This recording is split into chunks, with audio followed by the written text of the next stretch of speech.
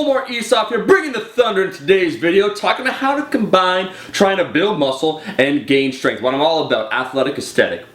Because if we break it down, right, how do you build muscle? How does one go about building muscle? Essentially, there's two different parameters, right? Two different things. There's mechanical tension, which could be described as the amount of weight you lift, and then time under tension, the amount of time that you're lifting that weight, right? And then we can also talk about metabolic stress, the pump thing. When you're doing an exercise, how many sets, reps, and total workload is necessary in order to produce that metabolic stress, to accrue it in order to produce your body to change. Two different factors. And what I find with a lot of people that are into bodybuilding and want to build muscle, they just focus on that. Focusing on the contraction, getting that time under tension, and doing a sufficient amount of volume to produce the results, to get that metabolic stress. That's important. But what people tend to forget when we're talking about tension is that mechanical tension, talking about active and passive tension. Lifting a heavy weight will certainly help, in the grand scheme of things, help build a muscle to grow. And we also have to classify why we're trying to build those muscles, because for my athletic aesthetic acolytes, those that want to do something with that muscle, to be strong and functional, be able to sprint, jump, all that cool shit, we have to learn to separate that time under tension and then power and strength. Because a component that's not talked about a lot is power. Power is strength with respect to speed. So you can lift a heavy weight, but how fast can you lift that weight? Athleticism is usually always concerned with power output, right? Think a football lineman, a running back, the ability to explode and generate a lot of force. It's something that's exceptionally important. Now, how do we combine these two? Because it seems like a lofty, oh, I gotta focus on the contraction of the muscle for my bicep, time under tension. I gotta do a sufficient amount of volume, making sure I feel the contraction. And then on the other hand, we got lift some heavy ass weight. Well, you really can combine both together, and here's how.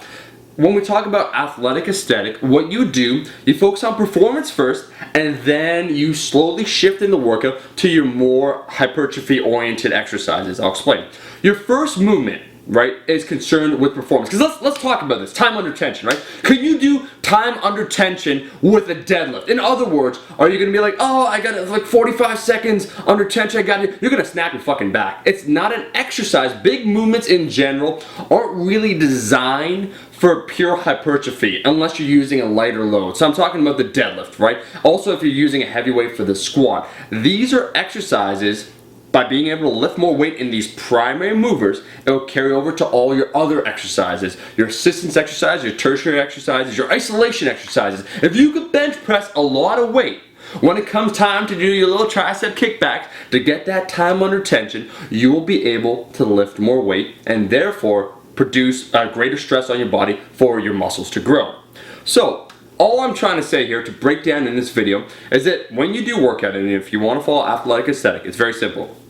First, the primary mover should be focusing on strength and also power. So you're lifting that weight, but you're trying to tear it off the ground. When you're deadlifting, that's why people will notice when I lift the weight, right, on the deadlift. It's fierce, right? It's very fast. The same idea with the squat. The concentric portion, very fast. The same idea with the bench press. I'm trying to produce power, strength, and speed together to help assist with athletic performance. Okay, first movement. Second movement is usually an assistance exercise, designed specifically to help me with one of two things. My first primary movement, so if I do a deadlift and I need to work on getting stronger on the deadlift, it might be a good morning, it might be a Romanian deadlift, it might be a stiff leg deadlift, something to assist. That's my assistance exercise. Those first two movements are concerned with performance. After that is where you get the pump on, when you start focusing on tempo and contraction. Where I'd go on to the third, fourth, and fifth movement, I start going from compound movements to isolation movements, and that's when I start obeying more hypertrophy parameters. You see, I already did the big shit, because strength is very stressful on the body. It has to be done first. You can't do 20 sets of pump exercises and then expect to set a 1 rep max. So you have to categorize things in order of importance, and that's why I'll say performance comes first. You do your primary strength exercise, assistance exercise, bam, you shift it over to building that muscle. That's why when people say, oh, how do I combine the two? I really like to keep it simple, and some people will get it convoluted.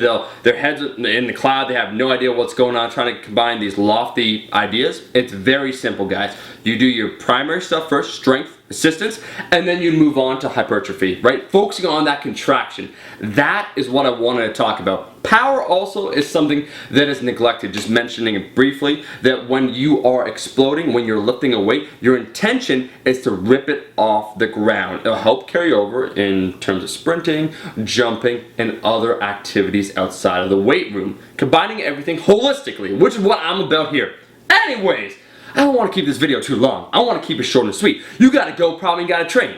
Hopefully, tear that shit up. So thank you, as always, for watching my video. Time under tension, metabolic stress, mechanical tension, and a little bit of power. That's what we talked about today. If you're not a subscriber, make a good life choice that you could decide right now today to change your life by subscribing. And for my guys, my zealous army, those that are watching my videos and commenting, I will see all you guys in the next video. Take care of yourself.